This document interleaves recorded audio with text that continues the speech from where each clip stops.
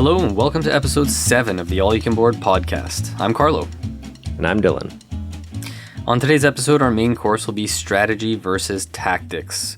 So we'll be talking about what these often misused terms really mean, especially in the context of board gaming, of course. And, how do we determine if a game is more strategic or tactical or an equal amount of both? Do we prefer games that are more of one than the other? There's plenty to dig into here.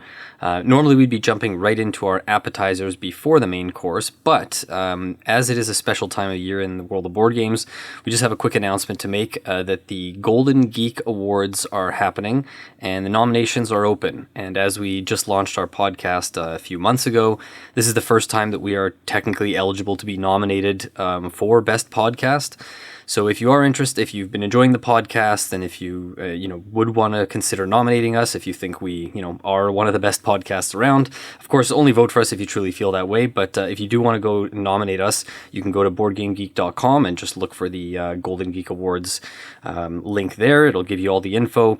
The main thing to note is just that nominations end Sunday, April 19th at 11:59 p.m. Central Time. So have until then. You can nominate up to 10 different podcasts.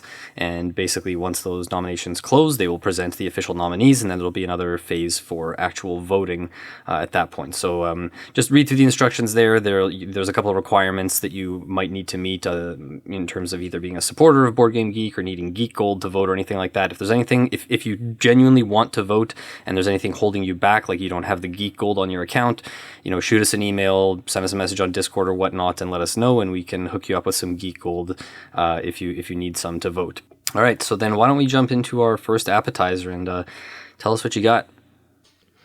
Yeah, so for my appetizer this week, I wanted to talk about a game. I've done a few in a row of just like topics, and I thought it'd be nice to just kind of focus on a little bit of talk about one play that I've had recently, and that's because I've been playing The Queen's Dilemma, which is a game that's actually not releasing until I think it's May 24th that it comes to retail, and by then I guess they're hoping that a lot of people have gotten their backed copies. I think it's like it was originally on crowdfunding like 3 years ago or something like that. So there's been a lot of work put into the game.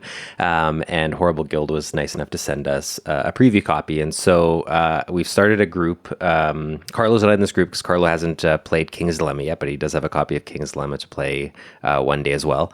But I've got a group of 5 together. And so we had our first session just a couple days ago.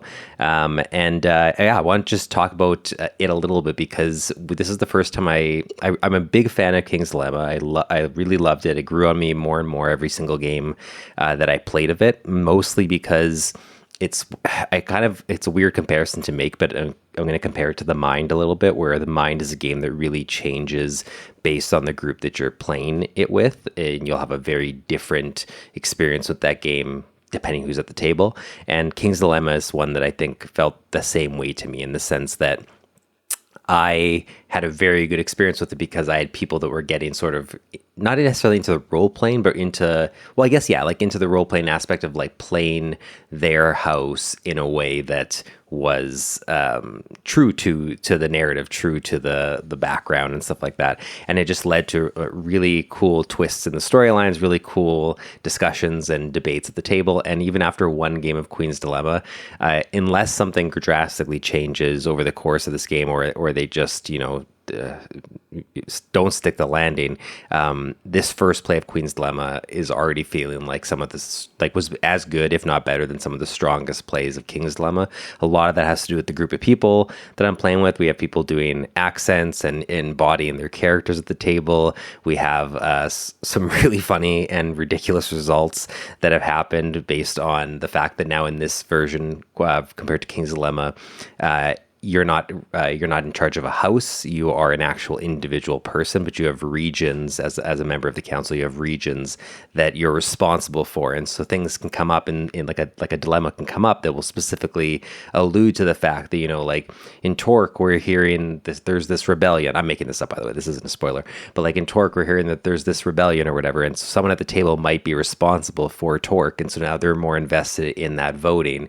And it's funny, we had a conversation at the table because I kind of voted against my own what I should be voting for given my character, but I did that because of my ties to the location that we were voting around and the way I thought the narrative and the story was going to go. And it's been interesting to see how different it is. It's still amazing, but just how different it is playing with my King's Dilemma group to the Queen's Dilemma group. I think this is very much a game that is sort of stands on its own. Like I just don't like king. I'm saying king and queen together. Like they stand on their own. Like I have not personally played another game like this, and I don't mean the like negotiation games. I just mean the games that are just rooted in like really capturing the essence of a Game of Thrones council session. Like that's basically what it feels like we're doing. And yeah, having a blast. I just wanted to talk about it a little bit and kind of tease it because I'm assuming that there's also some other people out there that are really excited, maybe waiting for their copy and they want to hear a little bit more about it.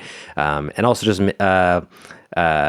give you even more incentive to play King's Dilemma as soon as you're able to get a group together and to start doing it, because I'm really curious to see what you think too, just because as much as I love it, I could also see someone playing King's Dilemma, Queen's Dilemma, and being like, wow, this is just absolutely not for me. I'm not saying that's what I think is going to happen with you, but I'm just curious, like, how everyone we know is going to respond to these games. So, yeah, having a blast. And we're meeting again on Sunday. As of recording, today is Tuesday. So, yeah, really excited to keep going on it. Okay, that's great to hear, because obviously this first came up in your most anticipated games of, I can't remember if it was like 2023 or 2024 when we did that, so it was a game we've been obviously expecting to come out for a while. So a couple questions for you real quick. What would you say is the ratio of how much of the game is like discussion versus how much of it is like, I don't want to say like actual gameplay or like mechanics, but like, because it is a pretty like unconventional style of game, right? Like is it purely discussion based, or like how much is there in terms of stuff that's not just talking with the other people around the table? Honestly, it feels like I won't even talk King's Dilemma. Just this first session of Queen's Dilemma, it honestly felt like it was like 90% discussion, 10% gameplay. And that might make you think like it's not a game, but I don't mean that there's no game in the 90%. It just like we spent a lot of time discussing. We spent a lot of time, like we all embodied our characters, even if everyone wasn't doing accents and like role playing heavily, they were making decisions and arguing their points based on the character's perspective. And so the discussion took a lot longer than I was expecting, but like in a good way. And the game elements, if I remember correctly in Kings, like as you go on, more game elements sort of introduced. Nothing that ever, like I say more get introduced. It's not like the game gets more and more systems. It's just that like all of a sudden there's this twist, or all of a sudden there's this gameplay thing here. Like I think Queens will probably have that, but I don't think it'll ever really like. I think the lowest you'll ever get on that scale is probably like 75% discussion, 25% gameplay. Like it very much is negotiate, bargain, bribe, backstab, and just like you see how it affects the story and how it unfolds and what you're responsible for. That's great. Yeah, and just to be clear, I didn't mean that as like a negative. Like some of our, we've talked about how much we love games like Zuvadis, where like the game like a lot of the time there's nothing happening in terms of like someone's not actually moving pieces around the board, and we're just sitting there talking for a few minutes at a time. So, and can it be replayed, or is it a one-time play and then? It can be replayed if you get the recharge kit, because this one has stickers that you basically the one big complaint I had with King's Dilemma is that the board was overly big and was kind of boring, and it just was like it didn't make sense that at a council in a council chamber. And they fixed that with Queen's Dilemma. Now instead of a board, you just have a gigantic map of the world in front of you, and so everyone is sort of like strategically looking at the map at all times as different regions are referenced. But you stick your house stickers onto the regions that you own, and then you eventually get and this isn't a spoiler, this is like main mechanics, but like you will unlock buildings that you can build in your regions, and they'll get you more resources at the start of future sessions, so you're able to do more bargaining, more negotiating, stuff like that. So your map is going to like, you can't, I'm pretty sure the recharge kit is probably to give you a new map and then to give you more new sheets of stickers essentially, so that you can just like start fresh with a new map. Okay, makes sense. Last thing is just to follow up on what you mentioned about the votes. When the votes are revealed, are they just counted like anonymously, or do you reveal, like, is it revealed who voted for what? Oh yeah, no, there's no secrecy. Like when it goes around clockwise from the leader, and you say you cast your vote, and vote isn't just like, it's not like we have 5 people. It's not going to be like 3-2. Like you vote based on how much power you contribute to your vote. So if I vote aye instead of nay, I can vote aye with 5 power, and now it's currently 5-0. And so it's like, and then someone else could vote, but only vote 1. It's 5-1. And so, the best part of the game, really quickly, and this was in Kings, is whenever someone votes with an amount of power that is the highest at the table currently, regardless of which side you voted for, you become leader. And when you become leader, it changes when the round will end, because the round will always end if it gets back to the person to the right of the leader. But because that leader token's constantly moving, some people are getting chances to raise their votes, some people aren't. And you can strategically say, I'm going to put this much power into not take leader so that this person doesn't get another chance to up their vote. And so that becomes this like thing at the table that you're constantly considering. You're like, oh, how much power do I give so they don't get another opportunity? But maybe you want to have the most because the leader is the one who's responsible for the outcomes and getting certain stickers and skills. So maybe you do want more. So like, it's crazy to me a little bit until you're actually in it. It's hard to describe, but there's a lot of gameplay dynamics that come out of just talking and voting. And I think that's the coolest thing about it. Yeah. Okay. That sounds like there's a lot more going on than I expected, but that does sound like a really interesting voting system. And just to go back to what you said, I don't know I don't know if and when I'm going to get around to that copy of King's Dilemma. That's, me, normally when I get games, like I open them up, I punch out everything, whatever. Like that's the only game I currently have on my shelf that's still in shrink wrap, because I know there's a chance that because of the difficulty of getting the same group together for a campaign game, if it doesn't get played within like probably 2 or 3 years from now, I'll probably just give up and sell it. So. Right. We'll see. Yeah. But yeah, cool. All right. So my appetizer for this week is, and I'm going to say right now, it's about Reiner Knizia, and I can already anticipate people being like, another Knizia thing, but that's exactly why I'm bringing this up, is just the topic of, we've had a couple people in the past, like whether it's recent or a long time ago, whatever, like sometimes people give us a hard time about how many like Knizia games we cover on the channel and how much we love Reiner Knizia. And I just wanted to take a few minutes to discuss this because it's something that like I've thought about as well. Like I think we both agree, and Braden would agree as well. Like we do take pride in the fact that our YouTube channel and our podcast now, and just us as gamers, that we do have fairly like varying tastes in games. We cover anything from like party games, campaign games, like heavy strategy games, like we cover lots of different stuff. We try to branch out and cover lots of different designers and stuff, but we also approach like our YouTube channel and our podcast and stuff like that like not that differently than if we were engaging in the hobby without having a podcast or YouTube channel, right? Like we're trying to be true to ourselves in the games that we're actually interested in playing and that kind of thing. So when we are leaning heavily into him, part of it is just like that's authentically us, like that we're interested in playing a lot of his games. But more importantly, the guy is just like incredibly prolific. I mean, it's hard to do when you look on Board Game Geek and there's all the entries for him, like some of them are reprints, some of them are like it's kind of hard to pinpoint exactly how many games each designer in the history of gaming has designed. But from what I can tell, it seems like he is the most prolific in terms of like the most unique number of board games designed, and like by a big margin, by like hundreds ahead of the next most prolific designer from what I gather. And the guy's still releasing like 5 to 10 new games every year while he's in his 60s, right? So, I mean, I feel like it would be almost unfair to him and to the hobby as a whole to like try to not cover as many Knizia games. Be like, well, we have to be fair to other designers and start covering more of this person. This person's like, well, yeah, but if other designers have like 5 games or 10 games and this guy has like 700, like he just has a large share of the games that have been designed in the industry. And even when I look, like I was trying to figure out like who are the next most prolific in terms of number of games designed, and from what I could find, like some of the designers that also have probably at least 100 or more design credits to their name are like Wolfgang Kramer, who's like best known for like El Grande, Tikal, Mexica, Princess of Florence, etc. There's Alex Randolph. Anyways, I'm not going to name the games they designed. Alex Randolph, Steve Jackson, Klaus Teuber, best known for Catan, Michael Schacht, Sid Saxon, Alan R. Moon, Richard Garfield, etc. These are all very prolific designers as well, but for most of them, the average person could name maybe at most like 5 or 10 games designed, like even us who are like pretty into this hobby, some of these designers, we might be able to name 10, 15, 20 of their games, whereas like for Knizia, we could probably name at least like 50 or 60 if we just sat here for 5 minutes. So like it's the comparison that comes to mind, and this isn't the first time I'm going to bring up, or this won't be the last time I'm going to bring up soccer in this particular episode here, but I'm going to bring up the comparison to Lionel Messi, the soccer player who, like, in his prime, like, people just called him an alien. Like, he cannot be from this planet. Like, there's no one...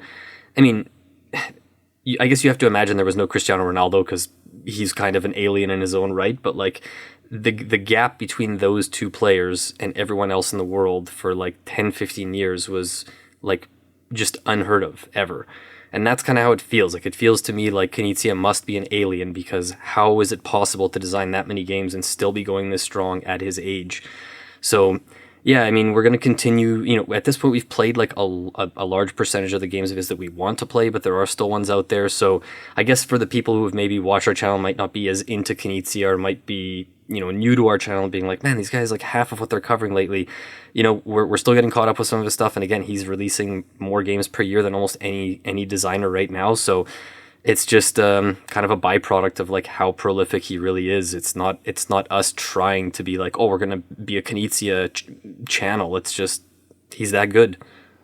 Yeah, I think it's also this is kind of, well, it's on topic, but like it's an aside point of it. But like I think anything that is popular or like quote unquote like overdone, or becomes like, you start seeing the same thing, like people tend to get not tired of it, but like, yeah, in a way they get tired of it. And the interesting thing with board games is the board games are so niche that even the thing that is most popular in board games, it takes longer for people to get tired of it, or just be like, oh, this is all I'm hearing about.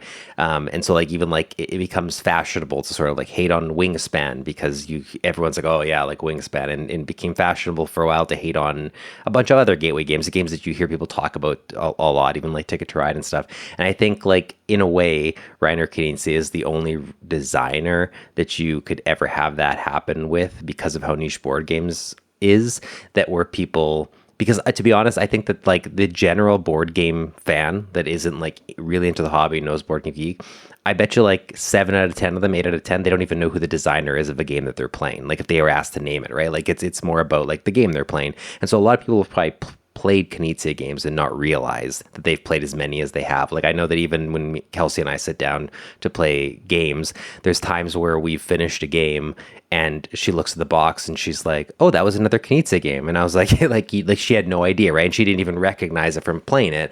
And I think that like people hear us say Knizia a lot, and we only get like, I think jokingly we get comments sometimes about like we talk about a lot of Knizia, but like the times that people actually are like seem not annoyed, but are like, oh my god, this is a lot of Knizia, are pretty few and far between. But if board games was as popular as video games, by now we would have had way more comments, because people would have heard way more about Reiner Knizia than they have. So it's interesting that we can, I was going to say get away with it, but like in some ways get away with talking about it as much as we do.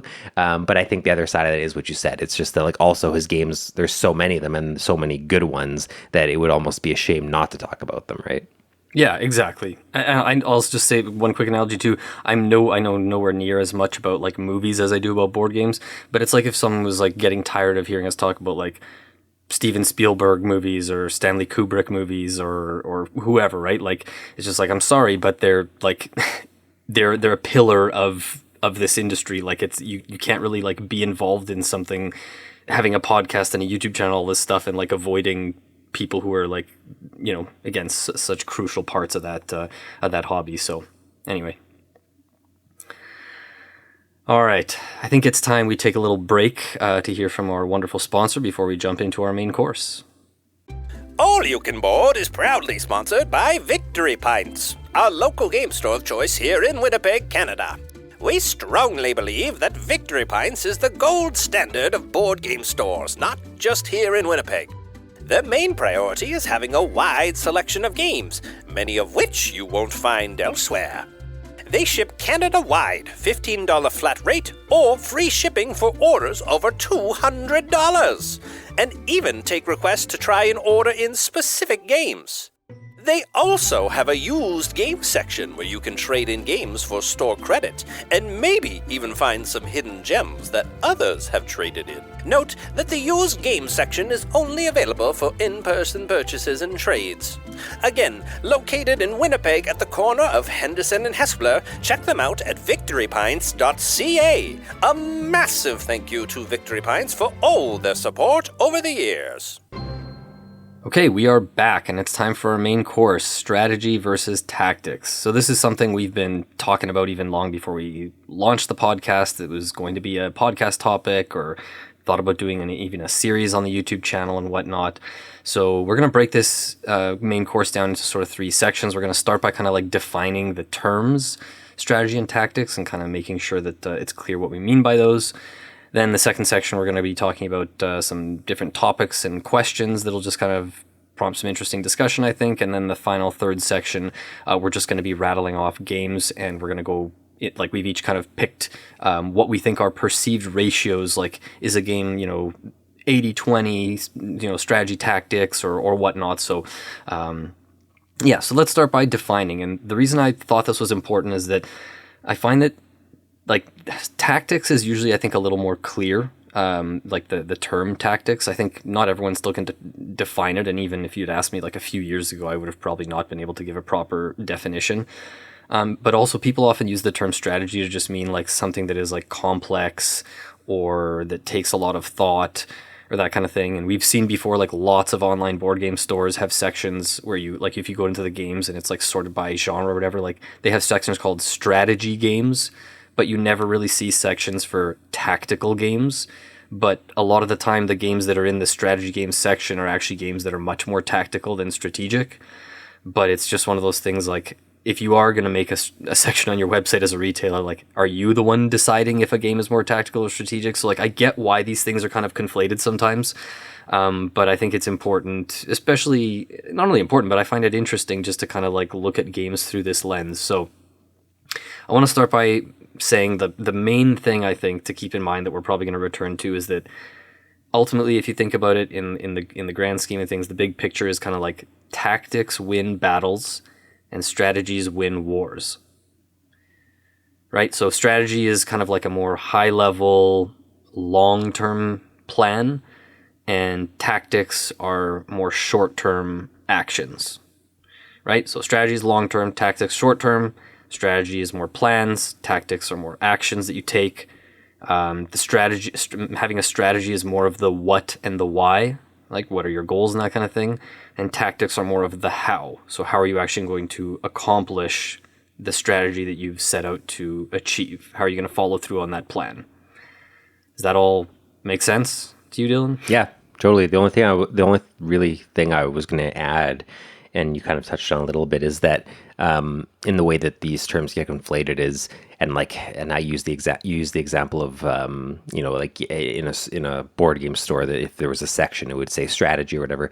I think that in some ways, like regardless of definition, if we're talking about just how like language gets sort of like altered or evolved, or like how we've talked about like mechanics versus mechanisms and stuff like that, I think that at some point, like in a weird way, strategy and tactics are each their own thing, but they've fallen under the umbrella of strategy, which is a weird thing to say, but it's like strategy kind of refers to, especially with games, like especially even, it's not just board games, like video games. If you go to like the Steam page and you search like strategy games, a lot of those strategy games are like, you could argue are more tactical, but it's just like, it has become sort of a blanket term where you have to just like know the nuance that when, depending on how someone uses it, they might mean like strategy as in like everything that requires thinking and decision making in board games or in this game. And then when you start to get into the more minutia and the nuance of it, then it becomes this split term where it's like strategy again, but it means something different, and then tactics.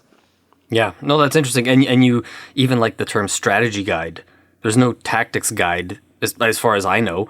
And a strategy guide can be as simple as like, where do you find this power up? Like, that's not a strategy, it's not a plan. It's like, I need to find this thing that is hidden, and a strategy guide will tell me where. So yeah, I'm glad you pointed that out with video games. That's a good one. So this is the other soccer analogy, and now this will be the last one. But so bear with me for a minute here. But basically, I'm going to compare this to the Pep Guardiola days of coaching Barcelona while Jose Mourinho was coaching Real Madrid. It was an intense rivalry, mostly from, I would say, like 2010 to 2013 kind of thing. And the teams were known sort of for, like, Barcelona and Pep Guardiola's kind of coaching style was known to be like, we're going to play our way no matter which opponent we're against. We're going to play this possession-based style where we just, like, keep the ball as much as possible. Like, the more we have the ball, the other team can't touch it. Wait for the right opportunity, don't just kind of waste chances kind of thing. And they just played the same way kind of regardless. And I imagine most of their training time was spent perfecting their own sort of techniques and plans. Whereas Jose Mourinho's Real Madrid squad was, and especially when they would go up against Pep Guardiola's Barcelona, I thought was very much tactical. Like their starting lineups would change more depending which players were on the other team. They would maybe have a different starting lineup. A lot of their game plan was about like, how do we neutralize this one effective player? How do we hit them on the counter attack and take advantage of the fact that their left back is slow or they play a high defensive line so we can, and there's all these kind of things. So I think it's not to say, I think it's super interesting that both approaches can be valid, even though like, I think ultimately Pep Guardiola's Barcelona was more like successful in the long run. That's probably more a result of the collection of players and all kinds of other things we won't get into. But Mourinho and Real Madrid had their big moments as well. And I think the last thing to wrap this up in this little soccer analogy here is, you hear this in other sports too, but you hear things like dirty tactics, like a team is using these dirty tactics, like taking fouls where they know they won't quite get a red card, like basically a guy's on a breakaway and you just like pull him by the jersey to hold him back. It's a dirty move, but it's kind of a tactical foul because otherwise he's more likely to score kind of thing. But you don't hear like dirty strategies. Like it's not like a team sets out from the beginning of the game to be like, I'm just going to go out and take advantage of the fact that this ref is kind of not very strict. And we're just going to like go in hard on every challenge. And if we injure people, who cares? Like, I don't know if that's really as big of a thing, but the most recent example of dirty tactics is when Carlo threw fog at me in Battle Line in our recent playthrough. That was a really dirty tactic. Yeah. One I didn't even know was possible because I wasn't aware that fog could be thrown until then. But yeah, absolutely. Okay, so the last thing I want to mention here in this kind of like defining the terms section is I've pulled a couple of quotes from The Art of War by Sun Tzu, and I'm just going to read those out here. So the first one is, strategy without tactics is the slowest route to victory. Tactics without strategy is the noise before defeat. Any thoughts on that one, Dylan? No, I mean, I feel like I had heard it before. Parts of it gave me like, not deja vu, but it just felt familiar. But yeah, like it makes sense. I don't know if I completely... It's a broad quote, like in terms of broad and being general, like I agree with it, and it is a great representation of both those things, where like it illustrates that strategy takes longer than tactics, and it also illustrates that if you're just thinking tactically without some sort of end game, without some sort of like plan of how these tactics are coming together, and then it's noise that's going to lead to your defeat. So I like all that. I just think that they're like, the part that holds me up is like, strategy without tactics is the slowest route to victory. Like it makes it sound like it has a negative connotation, the way that that's kind of worded. And I would just say that like often it being slow is not like a bad thing. And I know it doesn't outright say that here, but I feel like that's how people would interpret that, like the way it starts, that like it's strategy without tactics is the slowest route to victory. Almost like it would be better if there was a faster route to victory, and I'd argue it's not always good to just have the fastest route to victory.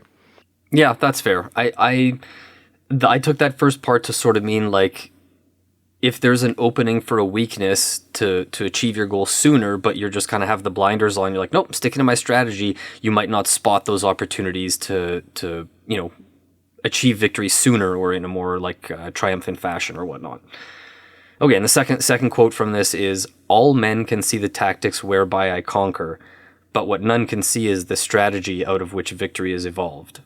So that one's maybe a little more, I don't want to say nebulous, but I guess that just makes it like it clear that the tactics are more obvious in front of you because again they're the battles, whereas the strategy being the kind of more high level plan is like you really only see it or sometimes see it pick up on that strategy or that plan by like when it's too late. Yeah, and it's almost like illustrating too that tactics can serve a strategy without being obvious of the strategy that they're serving. Tactics can stand on their own while also serving a strategy that you might not be aware of depending on how the tactics are executed, which I think is important because there's moves you can do. It's like, it would be like, the example would be like me playing a certain toy in toy battle, and that meaning different things based on which ones you don't know that I have on my tray. I might be playing this because I'm hoping you do a certain thing, and that's not completely obvious, but you might think it is, but there might be like multiple things it could mean. You don't know which one it means. That's the tactical decision I'm doing that's hiding the strategy that I'm considering. Yeah, well said. Okay, I think that's probably enough for definitions. Why don't we move on to our little questions and topics here? So let's start off with, first off, are there any specific genres of games or like game mechanisms that are either more or less likely to lean more one way or the other? And also, like, is there an ideal ratio for specific kinds of games? Why don't you kick things off? Sure. Yeah, I'll start with the first part of that, which is like the specific genres of games. I focus more on the game mechanisms and what I thought there. Like, this is before I jump into this is like anything I say here. There's probably an example of that is counter to what I'm saying. Like worker placement. There's probably examples of both. But like I was trying to go on average out of the games I've played in general. Out of the games I've played, which way I think some of them would lean. And so, just sticking with worker placement for a second, I thought worker placement was interesting because when worker placements are like really tight and you're fighting for being able to even go to specific spots and they're being blocked and all that kind of stuff, I feel like it definitely worker placements tend to be more tactical in that sense, but everything you're getting from the worker placement spots tends to feed a strategy. So it's like these tactical decisions you're making that are feeding a strategy. But then if you have a worker placement game that is not like fighty in terms, like even Galactic Cruise we played, right? Like that one, it's not saying it's not tactical, but suddenly like you're not blocking me in the same ways. There's little consequences I have because of having to like let you get a bonus because I'm pushing you out. But it becomes in my mind like less tactical in the sense that like you're making tactical decisions, but the weight of them isn't quite, there's not as much gravity to them. But like I had it as like generally I would say like the worker placement games I was considering and thinking about tended to be more tactical, but I could see both sides of that. For drafting games, very similar, like you're tactically drafting to especially if it's at the start of a game, to like feed a strategy that is going to be something you carry out through the entire game. So it's kind of like the draft is tactical, but what the result of it is where the strategy comes in. The one I had as like the most strategic that I could think of, and there's probably other ones, but this one was the first one I thought of, is engine and tableau builders, especially engine builders. It felt there's always tactical elements of those in most ones I think of, but to me, the essence of an engine builder, of a tableau builder, is how well can I craft my strategy, and generally you will do better when you're able to have that plan come to fruition better. And for sure you're like how you draft, how you acquire these things to build your tableau and engine usually are done through tactical means, but it feels like the essence of it is a strategy game. And so that's kind of like the one that felt the most strategic to me out of the ones I was considering. Whereas on the tactical side, out of the games I play, I feel like so many of my tactical games are tile placement games.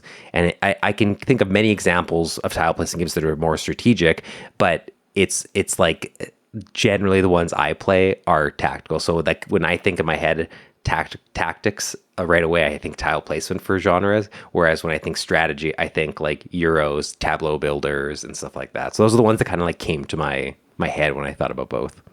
Okay, cool.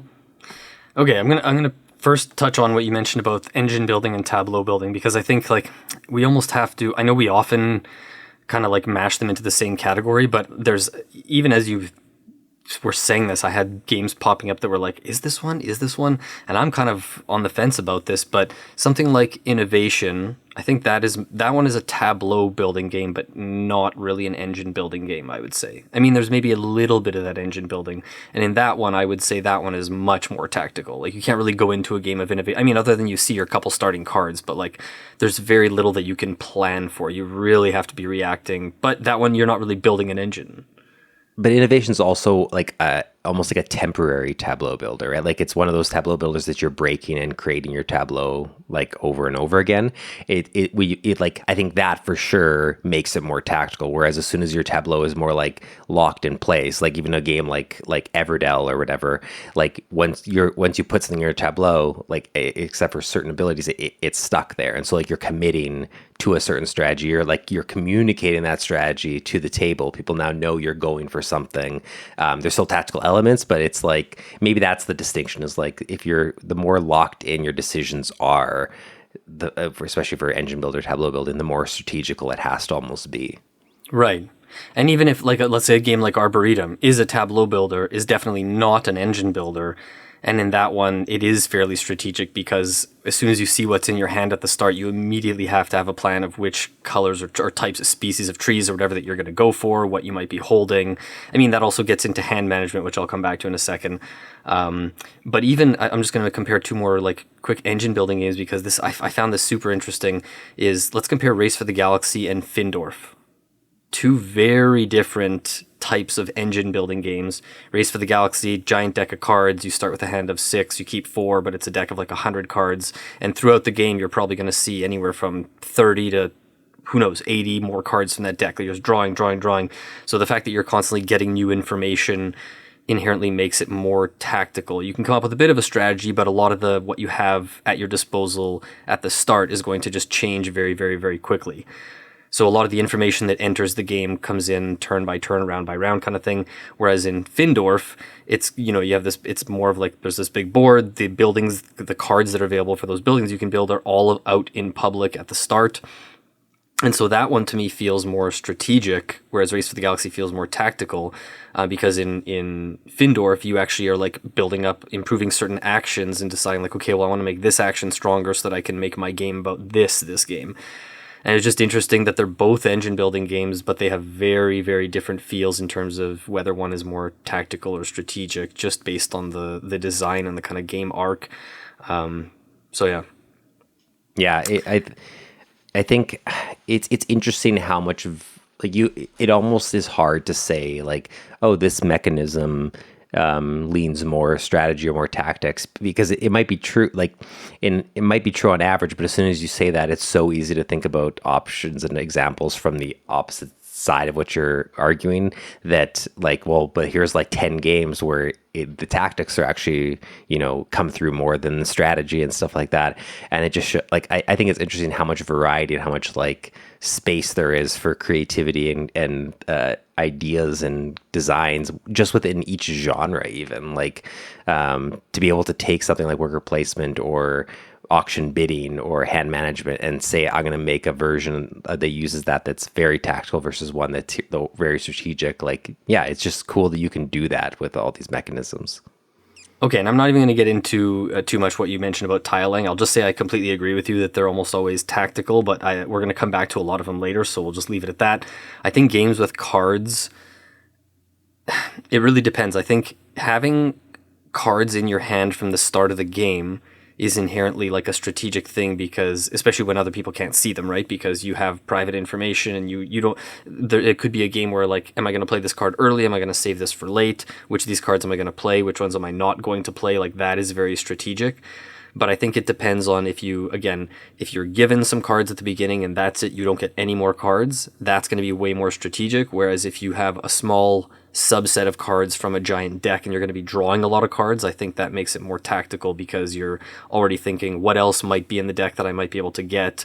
What am I going to potentially be discarding to get more cards or whatever? So I think the other thing that makes card games switch right away to be more tactical is when they're multi-use cards. Because then right away it's like, yes, you might have there's a strategy for the card, but all of a sudden it's like, well, no, but I can also just discard this card to draw a card, or I can discard this card to, like in SETIs, discard a card to like move a probe in space or whatever. Like suddenly you can do these tactical maneuvers with cards that also have a strategy built into them that you're ignoring, right? Yeah, absolutely. We haven't played like a ton of Karl Chetik games so far, but he is the master of multi-use cards, and his games are definitely much more tactical than they are strategic. You're always having to reevaluate everything. Just a couple more real quick. I'd say like route building or networking games, whether that's, something like Ticket to Ride or whatever, where you just like have a map with different points you're trying to connect. I think a lot of the time it can be both tactical and strategic, just depending on if you have info or goals that are available to you from the start. Like if you know, hey, I have this thing and I have to achieve getting from here to here in order to get this giant amount of points, that's obviously strategic. But if the point conditions are things you collect as you go, I think it can be a bit more tactical. I think push your luck games inherently lean more tactical because it's constantly new info being revealed, right? Stuff like Ink and Gold, Can't Stop, Raw. It's like you're basically choosing, am I going to stop and be safe, or am I going to keep pushing my luck? And then you reveal something new. So it's just constantly tactical, right? I think maybe we'll leave it at that because I already kind of touched on hand management a little bit, and auction is a whole mixed bag that I think. I mean, I don't know. What do you think? What do you think? Tactical, strategic, just quick auction games in general? Usually, the auction games I played are the ones I considered and thought about for this list. It was almost always tactics, like heavy, and that's like games like Modern Art and Skyrise. I was thinking about too. They just like so much of and even Keyflower, which we'll probably get into it later. Like so much of the best parts of those games are the auction and bidding, and that aspect of them usually is tactical, but there is for sure still a strategy element to different degrees in all of them. But like I think I would consider all those like either 50-50 or skewing more tactical. Okay, yeah, gotcha. Okay, so what inherently, and now we're talking just outside of like specific genres or game mechanisms or whatnot, but what inherently makes a game more strategic or more tactical? Is there anything you can think of? Yeah, so for me, like the one thing that came to mind is that like when tactics hold more weight, a game, like it might sound redundant, but like when tactics hold more weight, the game becomes more tactical. And what I mean by that is that like when you can make a single tactical decision and it can either cost you the game or really swing the game or whatever, suddenly tactics matter more versus like you can have a game that has a whole bunch of tactical decisions, but like if each one doesn't like shift the game a lot, it can feel like you end up having to do more strategic planning to be like, how am I going to use all these tactical decisions together to form a victory, to get more points, versus if you're able to do one really solid tactical move and like put your opponent in a pinch where suddenly they're like on the back foot the entire game. That to me feels like a much heavier tactical experience because you have to be aware of every minutia and all these possible little decisions you can be making. So like in some ways it might seem obvious, but to me it's just like it's almost like the more gravity and the more consequences maybe is the right way to say it. Like the more consequences behind you making the wrong tactical decision, suddenly the more that it leans as a tactical game to me. Because in many ways, like I feel like every game has I think most games have tactical decisions and strategic decisions in them to some degree. It's just like as soon as there's more weight there, suddenly it skews more to that one side because you have no choice but to consider it to perform well. There was one question I wrote down that I wanted to ask you though, and like around this is, does a game become more or less strategic just based on the severity of consequences alone? Like if you're playing a game and the consequences behind what you're doing are more, like even take like a Splotter game, right? Like where you can make these like decisions really early on that cost you the game. Does it inherently right away just make the game have to be more strategic and approached more strategic? Because even though there might be a bunch of tactical decisions, it's forcing you to sit back and really analyze and start asking the question like, am I about to put myself in a corner? Am I going to do like, does it just is essentially like, do you think that strategy games are more heavy on strategy if there's more consequences?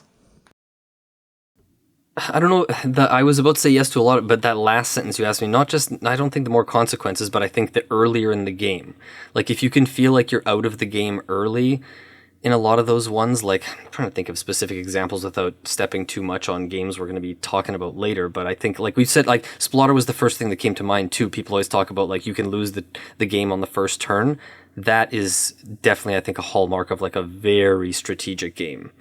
Because that's telling you, you know, that your plan from the beginning needs to be sound, and you can't take like misstep right off the bat. Otherwise, it's like it's like your train comes off the rails, and it's too much effort. Like you can't get back on, kind of thing. Sure. Yeah, the consequence thing was more just like if you're like even halfway into a game and you can still be making decisions where like you can rebound easily and stuff.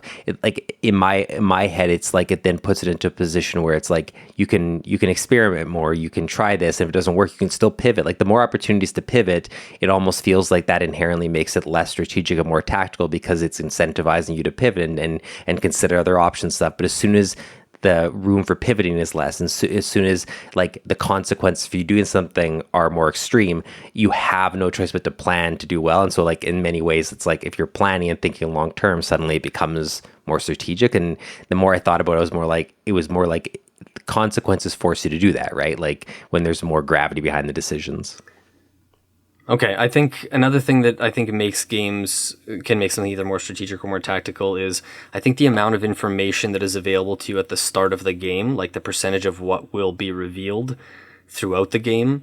It's like the more stuff that's going to be introduced throughout the game that wasn't available to you at the start, like let's turn over some new cards, or you're like drawing new cards every round, or like let's turn over a new event card and see what we have to do this round. Like the more of those things that come up, I think the more tactical a game is. Whereas there are games where, like, I'm going to give an example of The Voyages of Marco Polo or Taj Mahal, where like these things are like you can see pretty much like everything laid out at the start of the game. It's like a variable setup and you can look around and see everything. Those feel very strategic because round after round we're not introducing a whole lot of new stuff into the mix. So you can be halfway into the game and kind of thinking like, oh, if I was better at this game, or if I thought about it more, I could have seen this coming. And I think that makes it inherently more strategic. Yeah, that's a really good point. Well said. I think also games that feel like, whether it's a board or something where it feels like a blank canvas where you're like building something together, or it's like an empty board that's going to be filled up, like spaces are going to be filled up, there's no new info. That's a lot of like tile laying games obviously fall into that, are much more tactical just because you're constantly having to reassess based on how things are taking shape.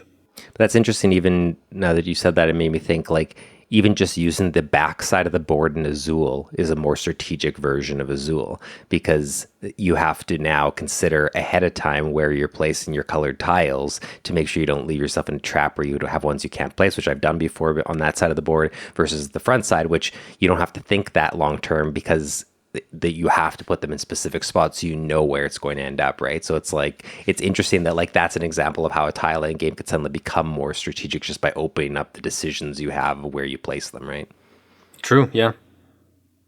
Last one that comes to mind, or I'll lump these in together, is like either like private objectives that you're given at the start, or like asymmetric powers, or like variable player powers that are very strong.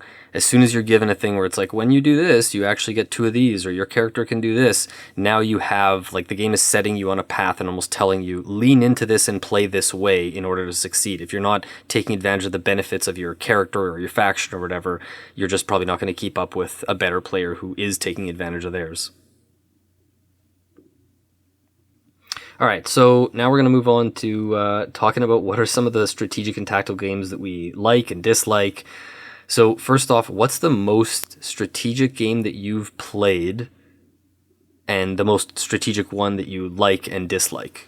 So the ones I wrote down for most strategic, I don't know which, I didn't say which of these is the most, but there's 5 I wrote down that I would consider as like the top echelon for like biggest strategy games for me. I have Terraforming Mars. Sorry, not Terraforming Mars, Terra Mystica. I wrote it down as TM on the sheet. Oh, okay. And I set myself up there. Terra Mystica. I put Clans of Caledonia there as well, but I would say that Terra Mystica, in my opinion, is more strategic than Clans of Caledonia because it has a few more systems, a few other things to consider that just like make it more strategic. But both would be in there for strategy games. Civolution's in there, Feast for Odin, Brass Birmingham. But the one I wanted to highlight that I put here is Zolk and the Mayan Calendar. And the reason I want to bring that one up is that like that is an interesting worker placement game in that it's more strategic because you're actually having to like, yes, I want to take this action, but you can't just take it. You have to put your worker there, wait for it to get to the point where you're able to take that action, and then the tactics come into play where you might all of a sudden have to adapt and take a different action or leave it on that gear longer because of the way the game changes. But you have no choice but to plan to say, I want this action, but I want it in 3 turns from now. But I also have to plan to be like, I want to try to take back as many workers as I can from the gears when I do that, because that's you can't place on the same turn that you take them back. And so I just like that to me is an interesting one in that might end up being one of the more strategical games that I've played and enjoyed just by the fact that it has this really unique way of doing worker placement that doesn't get used very often. That is such a great pick. I love that. And there's also the buildings you can get early that give you like powers, and you have to also be thinking about like having enough corn to feed your people, and so and other people can kind of make things the gears turn quicker, and so then you're having to like maybe pull your workers off earlier than you wanted to. So that's a really, really good shout. It's a very strategic game. Okay, and what about a strategic game that you or sorry, I'll go and then we'll go with the ones we dislike. So I already mentioned Taj Mahal and The Voyages of Marco Polo. Those are among the 2 most strategic games that I like a lot. But in terms of games that I like, what's my favorite game that is very strategic would probably have to be Agricola. Just because of, I mean, especially with the drafting, when you're drafting your hand of cards, but you have this, before the game starts, you have 14 cards in your hand. You're not going to get any more throughout the game. Nobody can see what you're holding. Obviously, from the draft, people might know what's out there, but you really, really, really have to make a plan in that game. And maybe I'll leave it at that for Agricola because we might circle back to it later. Okay, and in terms of one that I dislike, I would say the one that stands out most is probably Kingdom Rush: Rift in Time, which is that kind of like scenario-based polyomino game. And like that's one of those ones where you really have to have a plan of like what you're going to do in advance. But I won't get into it here. If anyone wants to know more of what I thought about it, I talked about it. It was one of my very first curating my collection episodes because I bought the game and really tried to play it and really tried to enjoy it and didn't end up liking it at all. But I would also throw games like Charterstone, Merchants of the Dark Road, and even Terraforming Mars Ares Expedition. These are all games that Terraforming Mars Ares Expedition maybe leans slightly more tactical. It's not super strategic, but the other ones all feel like they're definitely more strategy games, and I don't really like those other ones that much. Yeah, in general, I would say that, like, for me, what I think makes me not like a strategy game is if it doesn't feel like if it feels anticlimactic.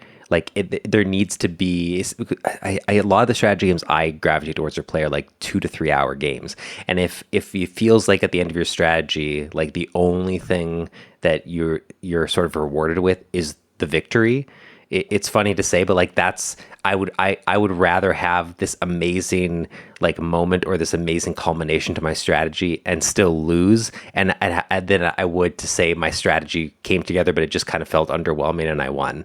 Like it's more about that, like the high of being like, oh my god, like look how I got like 30 points on one turn because I planned to like have everything culminate this way. Like it needs to have that like crescendo for me to be like really satisfied with a strategy game. If it doesn't have that, it always kind of leaves me like feeling like, oh well, what did I just work towards? Right. So are you saying like the more point salady ones, you're just like collecting points, then at the end we just compare points and you see you win, and it's hard to figure out like where you went right? It's hard. I would say that like if a strategy game is more like point salady that way, and there's not like something that's like, you're comboing or chaining together, or you're getting these ability cards that sort of like allow you to do this huge turn. So there's not something that there's this payoff to your strategy beyond the victory. There has to be a payoff for me to have it come together, or the reason there isn't a payoff is because I did a bad job with my strategy, because then that incentivizes me to come back and say, okay, hang on, let me see if I can do this better to get that payoff. But I need to be able to see that light at the end of the tunnel. If the only payoff is just like, you got 3 gold, it's just like, well, okay, like that. And even if I win, like, it's just like, I'm like, well, what, that just like, why did I put all this planning in just to be like, you got 3 resources for that? You like, there has to be something that feels great about it.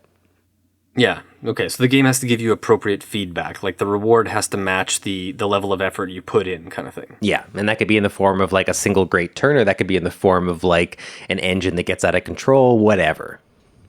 Yeah. Okay, cool.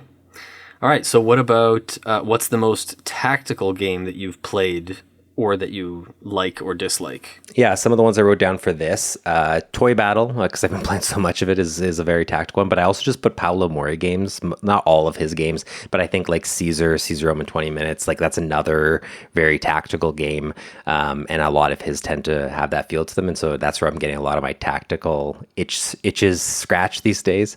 Libertalia as well. Totally, yeah. Is quite tactical, yeah. Yeah. Through the Desert, I wrote down Kingdom Builder as another one, Amelia Fiore, Radlands. Ironwood is really tactical, and it's a really well done tactical game. I put Raw as well, which I know you mentioned earlier. So yeah, those are like probably some of the ones that are most tactical. There's others, there's Patterns and stuff like that, but like I didn't want the list to get too long. I don't know which one I would consider the most tactical out of all those, but they would be like, they'd all be in contention. For me, the ones that are the most tactical that I can think of that I also just absolutely love, like these games are both 10 out of 10 games for me, are Tigris and Euphrates and Bus.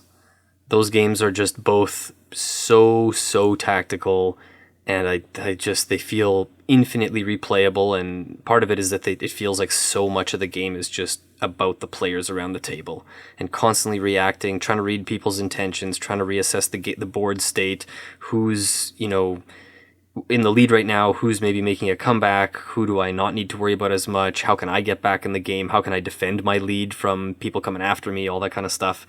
El Grande is also very tactical, but I don't quite put it on the same level as the other 2 games I mentioned. Okay, and do you have any you dislike that you can think of here? Off the top of your head? This was tough for me, I'll say right now. You know what's funny is that tactical games are the ones that annoy me the most, and that has no bearing on whether I like them or not, or dislike them. It's just that like there's more opportunity for me to dislike tactical games than strategy games, because a lot of, I don't know how to describe this, a lot of tactical moves that are absolutely legal, absolutely in the rules of the game, and you like and should be expected, don't feel good to me as a player. And that's just a personal thing. It's just like, it's the reason I can play so many games of Toy Battle and Zenith and be so frustrated sometimes, because there's certain tactical decisions that it's just like, we've talked about this, I'm not willing to go to this certain place, but I know that place exists, and so someone else being willing to go there makes the game less enjoyable for me. But they're not doing anything wrong, they're just playing it like more tactically than I want to play it. Like I want to play certain tactical games, but there's like a ceiling for how tactical I want to get. Like trying to think what's on someone's tray in Toy Battle, I still don't do that because I just don't enjoy it. Like I don't enjoy the deduction of sitting there being like, okay, so they've used 2 unicorns, one of these, there's 4 that are removed, like what are the chances? Probably okay to make this chance 25%. Like I don't enjoy that, but I don't fault other people for doing it. It's just like it leaves me in a weird spot where I'm always at a disadvantage then. Right. Okay, that's interesting. But what about going back, like we've talked about the optimization thing. What about stuff like you've brought up, like certain tiles in Castles of Burgundy, like if this tile is available, someone's always going to take it, or like there's a standard opening for, like if you play a specific, like let's say a game like Root, if you have a specific faction, there's a specific opening. To me, those feel more strategic, if anything, because you're almost like, I don't want to say fully on rails, but you're kind of like set on a path, and you can read strategy guides that will tell you, like, if you're playing this faction, it's really good to start with either this or this, and you really have to lean into this, and if you haven't achieved this by X round or whatever, or like in order to win, you probably are going to have to do this by the end. Like, they feel a little more prescribed almost when they become too strategic, and when you're trying to optimize and have that competitive scene. Would you agree with that? Yeah, I think that like it would be like using your example of Root, like if you're playing competitively and with this faction mix, there's a certain opening or a certain beginning you're supposed to be doing, that all of a sudden becomes strategic because you're aware of that and you're following that based on the things that are going to give you a better chance to win. But as soon as people start making tactical moves or decisions that put you like, it's sort of throw that to the wind or give you or make the decision tree open up, where suddenly there's like, well, there's 4 responses I can give here, and to each of those responses there's another 4 responses that I could do. Then all of a sudden it becomes more tactical, so it can like start in a place of more strategy and then become more tactical just based on the players of the table, maybe. Okay, I'll throw out the one that came to mind. It took a while for me to settle on this. I actually had to go into my Board Game Geek profile and look at my like lowest rated games to be like, oh yeah, I guess this is tactical technically. And it's going to be like, the word tactical shouldn't even be associated with this game because it feels like there's almost no decision making involved. But Exploding Kittens is probably the least enjoyable tactical game I've played. And what I mean by that is just that like you have some cards in your hand and a lot of it is just random. You're just like playing cards, see what happens, you're whatever. I'm not even going to get into most people have played it, know what it is kind of thing. But that's a game where it just, in many ways, it feels like it plays itself, or it's just an exercise in like, let's go through this deck, you get some cards, you play some cards, and you just kind of see what happens, and it tries to build the tension of, are you going to explode or not kind of thing. But like, I don't know, I've never enjoyed my plays of that game. And it feels weird to use the word tactical because it almost implies that there's like some high level thinking involved, or that you're doing like clever moves, but it's just a matter of like, what do I have in my hand? What's in play? Am I likely to explode now? Am I not? But I really don't like that game. Yeah, I mean, I don't like it either, and it's been a while since I've played it, but yeah, maybe we're going to get a bunch of Exploding Kittens fans bombarding us with complaints now. Oh yeah, all those Exploding Kittens fans who have been following our YouTube channel over the year, who've now followed our podcast. Yeah, just been hearing about them for years now. Okay, and lastly, I think here is, so are there, like, in general, is there an ideal ratio for you when you think, like, if you were to like design a game, or you were to commission a designer to make a game for you, are you like, this is the percentage of tactics versus strategy that I want? Or if you think about your like favorite games of all time, do you see a pattern there at all? I would say on average, I would say my ideal ratio sits around like 60-40 or 65-35 strategy.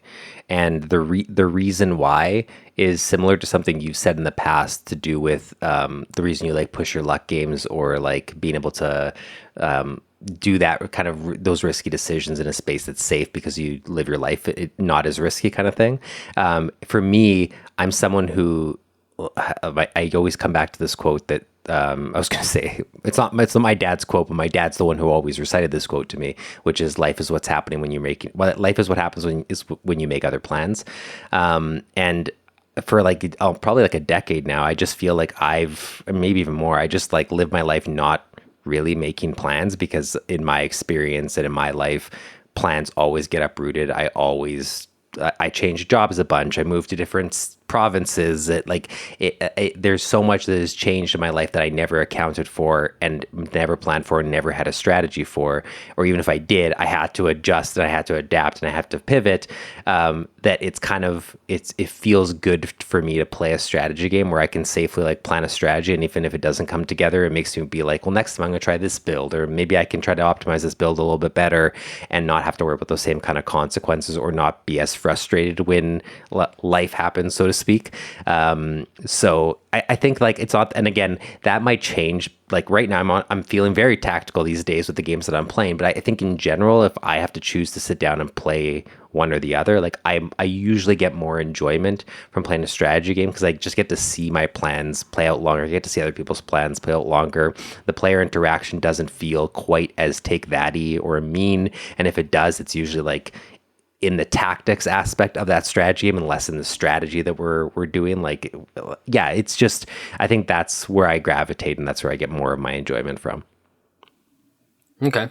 I'm not super surprised to hear that, but I am a little surprised. I mean, I would have guessed that you would have leaned a little bit more towards strategic, and I guess now that I think about like a lot of your favorite games, like it does make sense, especially like you do tend to prefer heavier games a little bit more than me, or so.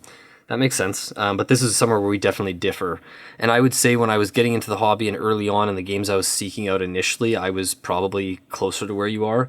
But now I would say I definitely prefer games that lean more heavily on the tactics. But like ideally, I like having somewhere around like 20 to 30% of the game feel like there's strategy. Like I like when you can look at the board. Like there are very few things I like more than being able to assess a board before the game starts and make a plan. Like you brought up Kingdom Builder earlier. We can also talk Winter Kingdom, but a game where you can look at a map, look at the scoring conditions, look at the powers that you, depending which game you're talking about, the powers are either on the board or in your hand, whether we're talking Kingdom Builder or Winter Kingdom, where you can make this kind of plan, but then like every single turn is a new set of decisions that you have to make. And so I want games to feel probably like at least 60 to 70% tactical, but I love it when you can have a strategy right from the start. Even if, again, like I mentioned, Tigers and Euphrates and Bus, like you can't really have much of a strategy in those games at the start. So there are exceptions, but yeah, like Taj Mahal, we've talked about a lot recently. It's a great example of that. Yeah. Okay, so we've kind of grouped these into sort of some, loose categories.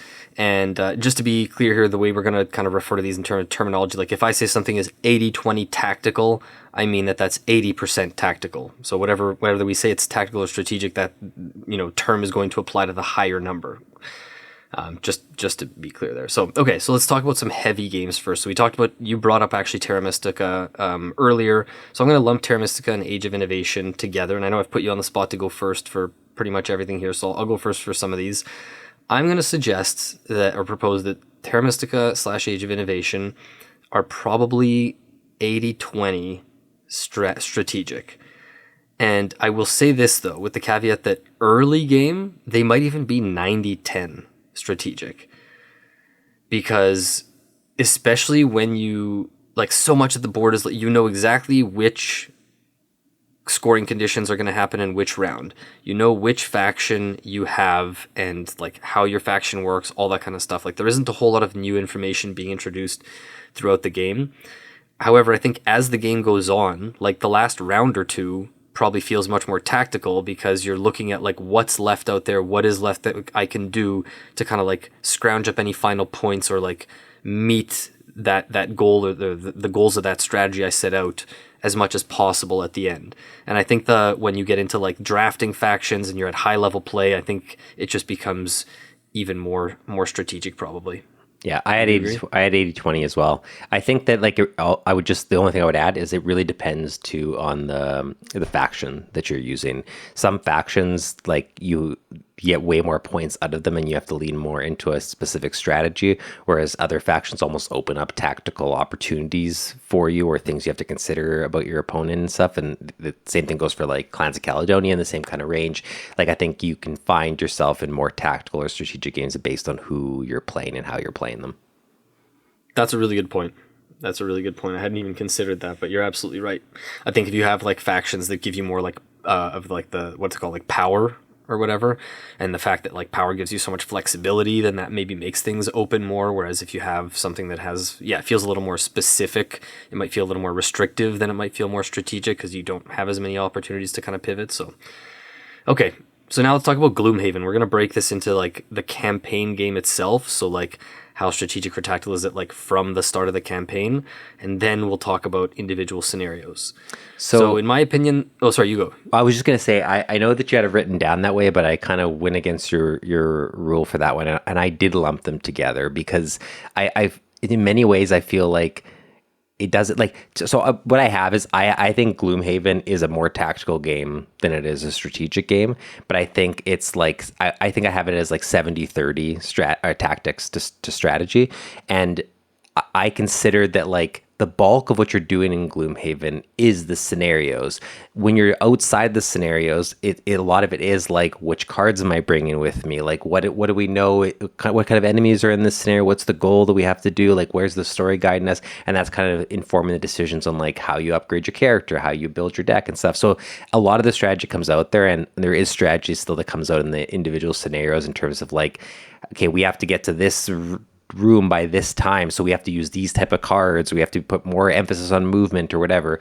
But like the amount that changes, we would come up with plans all the time, and then it would be like, well, the enemies moved this way, or we drew this enemy card, and suddenly you have to throw all your plans to the wind, right? Or like everyone's guarding, so all of our attacks do nothing now. So like it very much, it might even be more than 70-30, but I have it as a much more tactical game. Okay. No, I think we don't differ that much on this, but I think the campaign game itself has a very different ratio than individual scenarios. I think the campaign is probably 80-20 tactical, because you're constantly like unlocking characters, you're unlocking new scenarios that you might have options between, like multiple scenarios to go to, you're unlocking new items, new enhancements, etc. Like there's so many things that you don't have access to at the start of the game. So I think that makes it much more tactical. The scenarios I really struggled with. I kind of settled on like it's somewhere around 50-50, I think, because I think you absolutely need to have a plan. There are so many scenarios where we would lose in the first room because we just didn't have a good plan. And we realized 2 turns in, like, what were we doing? Like, why did so-and-so run in here and they just get attacked by enemies? Or like, why did we open that door and go into that room and now more enemies are in the room? Like, the times we lost felt like it was as a result of poor planning. But you also like absolutely need to be ready to reassess and adapt at all times, because you don't know what other players' actions are going to be, what cards people are going to play, what initiative order are going to happen, which cards you're going to lose when you do your long rests. Are you going to flip over like a crit or a null from the what's it called, like the enemy deck or whatever? Like which new enemies might appear that you don't know of? Is there going to be a treasure chest suddenly in the hidden room? Like there's so many things that come into play. So I think overall the game is definitely more tactical, but in the scenarios, I think the scenarios that we did the best at, I think, were where we had a sound strategy from the beginning and executed it to perfection. But it wasn't always possible to do that in every scenario. Okay, the last, or maybe one of the last ones we'll keep in this heavy section. We'll see if you want to bring up a fourth game after. But A Feast for Odin. So your former number one game of all time. Yeah, definitely more strategic. To be honest, like I don't think that as a worker placement game, this is a great example of one that has a lot of tactical decisions. There are times when you have to do some,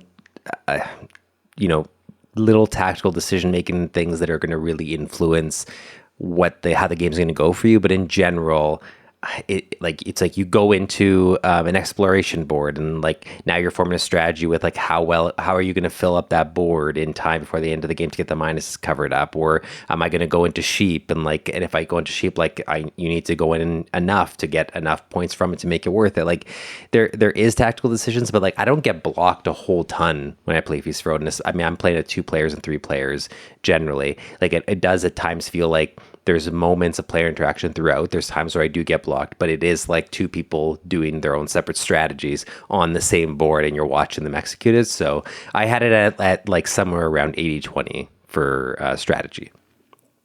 Okay, this one we pretty much agree on then. I had 75-25 at least, but maybe 80-20 strategy as well. You have your 1 initial occupation card. A lot of the time you're going to try to make a plan based on that. But then even then, because of how much of it builds on like your income on your main island, or like, do you want to go for an early island? And if so, which one? Are you going for one that has bonuses or more income? Do you need a specific ship that helps you either do like more whaling or more raiding or pillaging? Are you going for early immigration strategy? Or like if you're going to get into animals at all, like you may as well do it right from the start and have a specific plan. So yeah, definitely a much more strategic game there.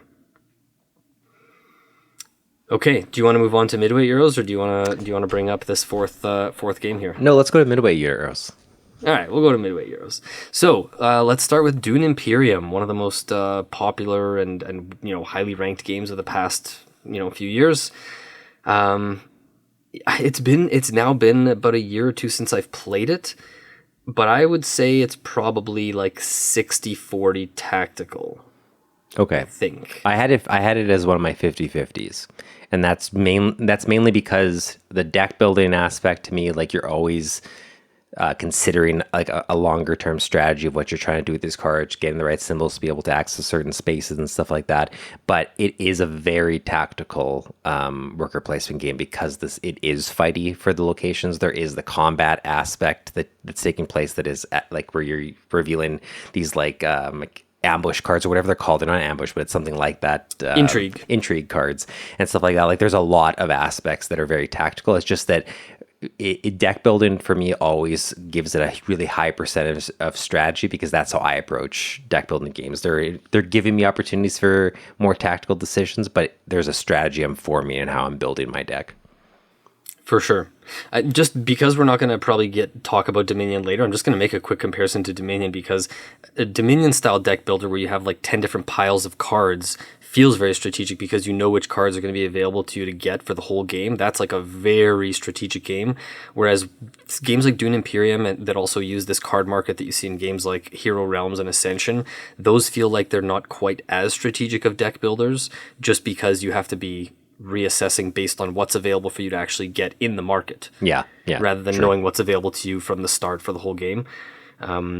But yeah, you have not only that, the cards you draw too, like you're having to look what actions are even going to be, what spaces are going to be available to me on the board based on which cards I have, because that determines where I can go. How many troops do other people have in the battle? What are the rewards for this round? You know, if you plan to take an action and someone takes that resource and there's no other way to get it, you have to pivot. So yeah, I think that's part of the reason why people love the game so much, is the way that it so successfully blends strategy and tactics together. Okay, so now Hansa Teutonica. I'm going to say this one is at least 80-20 tactical. It might even be 90-10. Yeah, I didn't put down a ratio for this one because it's the times I played, it's been few and far between. I didn't feel confident putting one, but absolutely, like it would be high on the tactics. Like it's not a modular boards. There's not a bunch of stuff that's changing, and the way that you're analyzing the board at the start, at least the times I've played, it matters. But what matters more is like, where does the first player go? Where are you competing with? Like, do I think I can get this upgrade first? So something that's really competitive, I'm going to go for this upgrade instead, or I'm going to put pressure here. It just feels like right off the bat, like one turn happens and suddenly you're in a tactical game. Yeah, very well put. I feel like the first couple times we played, we saw the person who won was the person who ended up getting the most actions quickly, and so I then in future games I try probably, to my own detriment, tried going in with an unnecessary strategy of like, I'm going to specifically try to win without leaning into that early. I'm going to try to go a different route and see if I can win, just to see, like, I don't want the game to be reliant on that kind of strategy. But I feel like every time I've tried to be like stubborn about a strategy in that game is when I've lost. And we talked about like I won my first game of it on like maybe my 8th play. And I think it was the one time where I didn't let any sort of strategy like color in too much. Like I made myself constantly reassess and keep asking myself, is this still the right thing to do? Do I still want to follow through on this, or do I have to pivot now because of what people did? And I think that's the key to winning against strong players, in that is like always having to make those tactical reassessments. Okay, what about Bus? Very tactical. I think, what did I have? I had 85-15. I gave it a little, but like there's strategy. But for me, when I think strategy and Bus, I think of like where you're putting your routes and where you're branching out, and where you're placing some of the offices or pubs and stuff like that. But so much gets upended in Bus, so much, like all the passengers move around, people intersect, people stop time. Like there's so many things that are just shifting on a turn by turn basis that it just feels like one of those games where, for me, the more I tried to approach it strategically, the more frustrated I got, and the more I leaned into the tactics and kind of just like going on the fly, the better I did and the more fun I had with it. Yeah.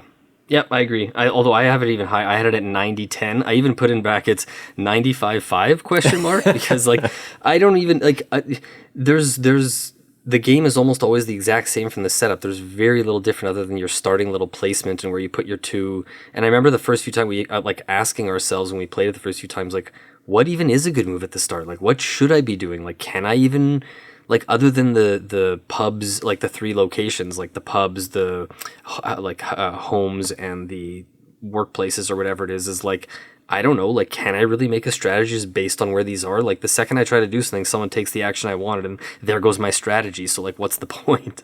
You can start to form a bit of a strategy as the game develops, maybe. Like, I have this strategy that now it's round 3, I'm going to have this strategy that by round 5 5, I want to achieve this or whatever. But yeah, definitely very, very like much more tactical.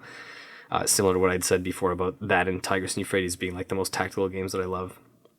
Okay, before we move on from the midweight Euros, I just wanted to add this one thing about Agricola before, and I don't want to spend too much time on it, but the reason I struggle so much about to pinpoint, because I could argue anywhere from 70-30 strategic to 70-30 tactical. Like straight up, I think Agricola has that much of variance. It's such a high skill level game, and honestly, in the grand scheme of things, I don't think I'm very good. Like, I went on a long streak of I probably lost like 20 games in a row playing arena mode against solid players, and to really put me in my place and remind me that I'm not very good at the game. I would say this. I'd say beginners of Agricola are likely to play more tactically, because it's really tough to plan a strategy when you don't have a feel for like the way the game ramps up, the feeding, you don't understand the power level of the cards and stuff. As you get better, I find the game starts to become more strategic, and that's kind of the level I got to, is feeling like it was more of a strategic game. But then as you get even better, it feels like it kind of flips again to be more tactical, and that's where I'm starting to like absolutely get destroyed playing online. Is like when I get put up against better players, doesn't matter how good my strategy is, I can see later the decisions that are happening throughout the game, those tactical moments where I go wrong and the other players are better than me. And it's just, I can't think of many other games that have that curve of like feeling like it's more of one and the other depending on how skilled you are at the game, and it kind of having this back and forth. So I struggle to really pinpoint that one. I don't know if you have much you want to add to Agricola, but if not, I want to hear about Keyflower, because... No, like I think you nailed it for Agricola. I would have almost even been comfortable putting Agricola 50-50, because I just feel like there's so much of both, and it depends on the cards, and it depends on the player and how often you've played. For Keyflower, I have Keyflower as a 50-50, but I think it could be more tactical. It's more just that there's so much tactics in the bidding and the auction, and like how you maneuver that and how you get certain tiles, and then also in terms of like once everyone's villages start to flesh out, where you're placing your meeples, which ones you're willing to give up and everything.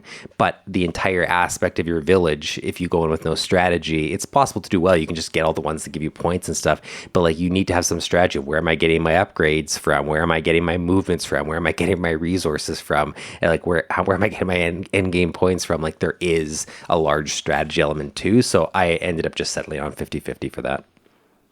Yeah, for sure. I had mine at 50-50 as well. The winter tiles that in your hand at the start, as well as which tiles you actually get into your little village after the first round, really set you on a path. And then, of course, there's a ton of tactical decisions throughout, but I mean, I love the blend of strategy and tactics. What a beautiful game.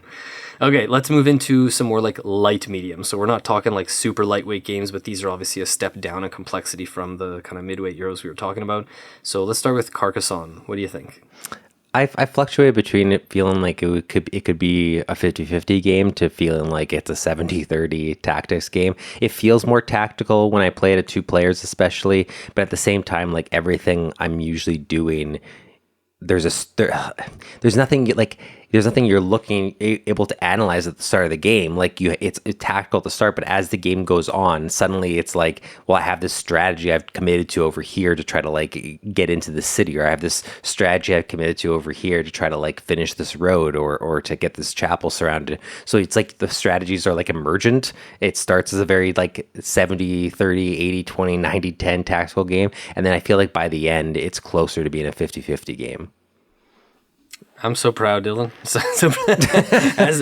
As someone who's been playing Carcassonne for like 20 years, and considering how new you are to it, I love the way you see the game, love the way you assess it, because I had it here. I said that it's tough, but probably starts off same thing, either 80-20 or 90-10 tactical. There's no way to have a real strategy before the game starts. Like you can't just look at your one tile in hand and be like, this game I'm going to make a bunch of big cities. Like, okay, what if you don't draw like city tiles? Like you just can't do it, right? So you really are at the mercy of what you draw, but definitely you start to have these little, you can either have one overarching strategy or these little mini strategies that start to develop as the game starts. Like if you've committed 3 of your meeples to this one field, well, you better lean into the strategy of building a bunch of small cities there so that those meeples are going to be worth a lot for farm points, right? So little things like that. Or you see your opponent's getting low on meeples, now you have a strategy to kind of like strand their meeples or that sort of thing. So okay, what about Ticket to Ride? Ticket to Ride I had as being, it really depends how you play Ticket to Ride. I feel like the average person playing Ticket to Ride or like Gateway game or whatever, it's going to feel like a more strategic game because you're going to get your destination tickets, and you're going to let that kind of shape what you're doing. But I feel like if you played it a lot and you're like getting into blocking people and you're like looking at which routes are getting, like someone's getting close to a route that if it gets blocked, you're going to have a hard time getting to your destination. It becomes more tactical and you start to lean into like the tactics of it. But I think probably in general, it's sitting at like being like a 65-35 strategy game, 60-40, something like that. Maybe 50-50 is where it ends up, but I think it just depends on the player, the map you're using, things like that. Okay. Yeah, I had it at 50-50, but I didn't feel I had a question mark right next to it because, and this one almost has the opposite arc of Carcassonne, where you start off with your strategy because you have your tickets, and especially that long route, you're like, okay, I need to get from like Madrid to Cadiz or whatever it is, or what, like because if I don't get this, I'm going to lose so many points. But as the game goes on, you start to have to make more tactical decisions. And just quickly, I should also mention, both for Ticket to Ride and Carcassonne, player count plays a big factor. Like Carcassonne, when you're up to 5 players, it's much more tactical than strategic because you're just like, where can I get points on my turn? That's all I can really care about. And Ticket to Ride, obviously, if it's a 2-player game, it's easier to meet the goals of your strategy. With 5 players, 4 players, it's way more congested, and you have to make those tactical decisions more often. So we're not gonna be touching on player count for every single game here. So I just wanted to throw that in real quick. Okay, Through the Desert. Much more tactical. There's still strategy. I would probably put it at like an 80-20. The strategy for me, I've been playing more 2-player Through the Desert in recent months, and I feel like those first couple leader placements, it's tactical. And then as soon as there's like 3 leaders out there, suddenly I'm looking at the board and saying, okay, now I can actually like analyze and say, okay, they haven't put any leaders over here. I have an opportunity if I put mine on this spot to not only get these tiles, but to also potentially be able to like close off this entire area to score a bunch of points. But then as soon as you start playing, it just feels like full tactics to me. Like I abandon strategies really quickly. I adopt little ones, and then when they get completed, I'm back to tactics. So like much more tactical to me, but there's definitely room for strategy. And especially with the expansion and like the other side of the board, it opens up more doors for strategy, I think. Okay. I agree with you that it's definitely more tactical than strategic, but I have it a little closer. Like, it's not quite 50-50, but I would say maybe 60-40 tactical in my opinion, just because of how important I think those initial placements can be and the initial assessment of the board. It's not just where it's where all those point tokens are and you're trying to assess where to go, but as soon as other people start putting those first caravan leaders out, you're looking at where theirs are and where yours are, and do you want to spread out? Do you want to try and position yourself in a way that you think you can section off a part of the board where you can just like, do the thing where you close the section off to just like scoop up all the point tokens and lock down that section for yourself at the end. So I think there's a decent amount of strategy still, even though it's definitely more tactical. Yeah, agreed. Okay, so now we're going to talk about some light games, but we're going to be real quick here. We're just going to amalgamate. We had a list of a few of these, and these are games we've all talked about on the channel recently, so we're not going to get into like how they play and stuff, but games like For Sale, Botswana, Trio, Lost Cities and Battle Line, Can't Stop, Scout, etc. What do you think? Are there any that feel significantly different than the others? Is there one that stands out as like the odd one out there for you? I put them all as like being more tactics based. The one I'll call out is just Scout, is one that I think gives more opportunities for strategy because you're looking at your entire hand of cards, and I've made strategies in Scout where I thought, okay, if I can get rid of these cards, suddenly my hand condenses in a way that gives me a much stronger play on a future turn. And so I'm making these little micro strategies about my hand. They don't always come to fruition. I'm usually having to pivot, but there is more strategy involved there, but I still had it as more tactical. Okay, I agree with you there. Every single one here I had ranging from probably like 70 to 90% tactical for the first ones, but Scout I had probably like 60-40 just because that initial hand of cards really is important, and also it has that same thing that Lost Cities has with the multiple rounds where you can go into round 4 knowing you're really far behind, so your strategy might just be, I have to be really bold and try to get a huge hand and go out where everyone has a ton of cards left in their hands. So I like that there's a little bit more strategy there in Scout, but I think Lost Cities and Battle Line are probably the next ones out of that grouping that would have a bit more strategy as well. Okay, so now for co-op, we're going to be real quick here. We're just going to talk about Pandemic here. What do you think?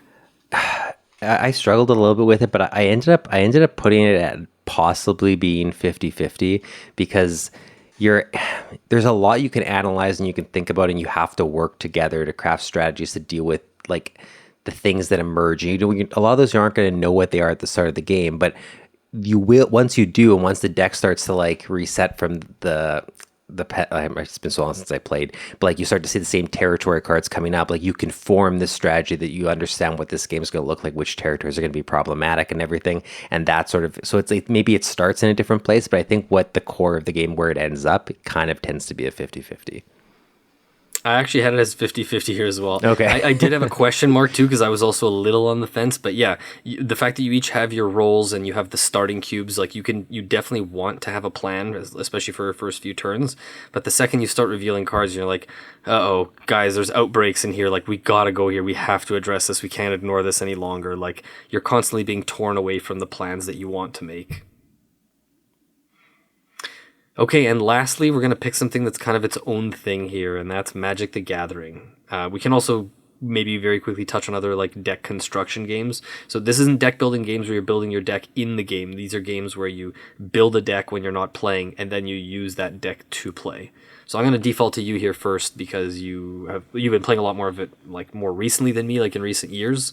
Yeah, it's like I think it's maybe we'll see, but like I think it's a much more tactical game, but that's when the game is being played and you're not deck building anymore.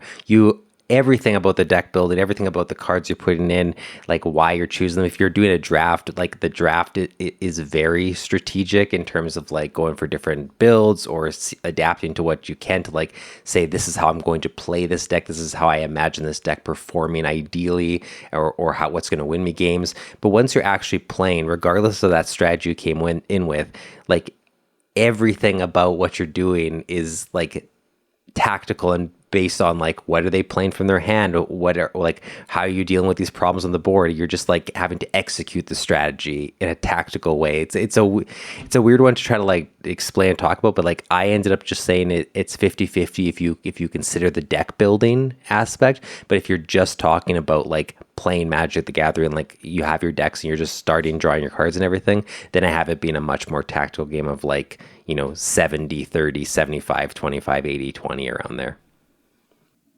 Yeah, I mostly agree, although I even lean even more strongly into those, as in like I think the construction is almost like the deck construction, building your decks when you're not playing, is almost purely strategic. Oh, sure, yeah. And that playing the game is almost purely tactical, because it almost feels like your strategy was set the moment you finished building your deck.